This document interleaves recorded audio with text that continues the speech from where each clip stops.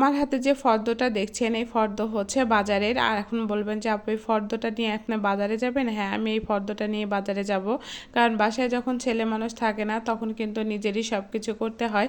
তো যাই হোক, আমি আর আমার ছেলে মাসাল্লাহ যেখানে সেখানে সব জায়গায় যেতে পারি, কারণ কি আমার ছেলে এবং আমার বাবা তিনজনাই যাব। আর এই ফর্দটা দেখছেন, এটার একটা কারণ আছে। এই ফর্দটা নিয়ে বিকালে বাজারে যাওয়ার একটাই কারণ, সেটা হচ্ছে কালকে আমাদের বাসায় ছাদ ঢালাই হবে। আর এই ছাদ ঢালাই হওয়ার জন্য কিন্তু তাদেরকে কিছু খাওয়াতে হবে।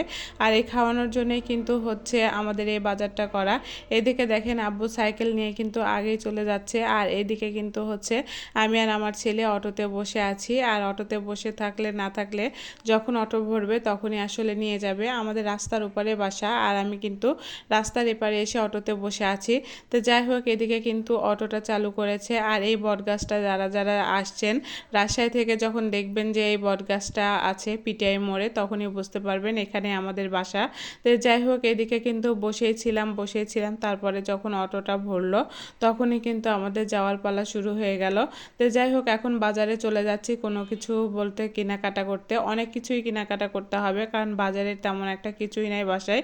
তো চিন্তা করলাম যে আজকে কেনাকাটা কি করা যায় সেগুলো আগেই বিকালে করে রেখে দিই, কারণ সকাল সকাল কালকে মানুষজন চলে আসবে। আর মানুষজন চলে আসলে কিন্তু হচ্ছে আর বাজার করা যাবে না। আর এটা যেটা দেখলেন সেটা হসপিটাল। আর এই যে যে গেট ইয়েটা দেখছেন, ব্রিজটা দেখছেন, এটা হচ্ছে আমাদের নারদ নদী। আর নাটোরে যারা যারা আছেন নারদ নদী বলতে অবশ্যই সবাই চিনবেন।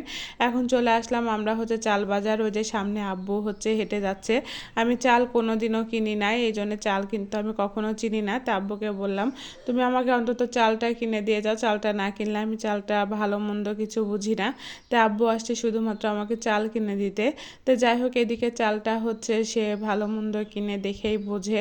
আর সেখানে আমি টাকাটাও দিচ্ছিলাম। চাল কিনা হয়ে গিয়েছে, এখন বস্তাটা এখানে রেখে তারপরে কিন্তু আমরা চলে যাব হচ্ছে অন্য জায়গায়। আর আব্বুকে বললাম বাসায় যাওয়ার সময় তুমি চালটা নিয়ে যাও, আর বাদ বাকি যা যা লাগে আমি তাতা কিন্তু হচ্ছে কিনে নিয়ে যাব।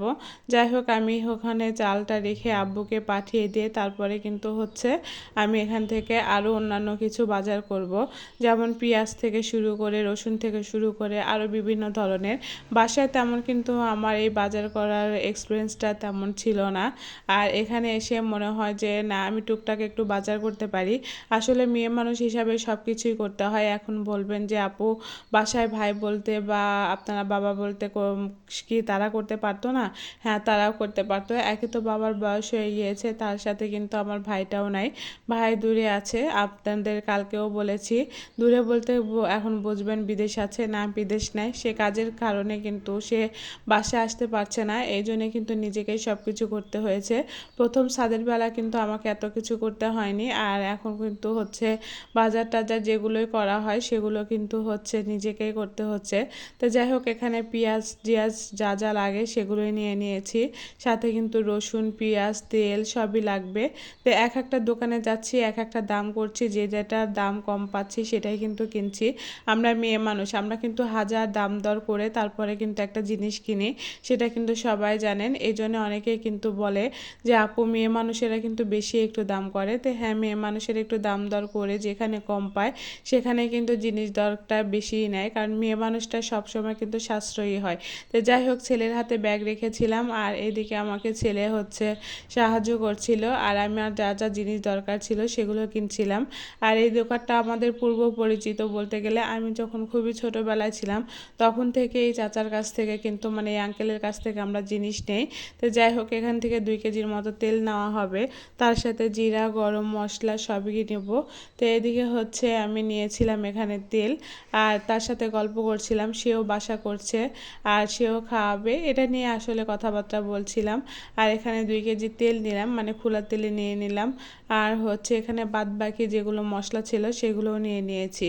এখন বাদ বাকি যদি কিছুই লাগবে না, তেমন একটা না, শুধুমাত্র লাগবে আলু। তো বললাম যে বাইরে যেয়ে তারপরে হচ্ছে আলু নিব।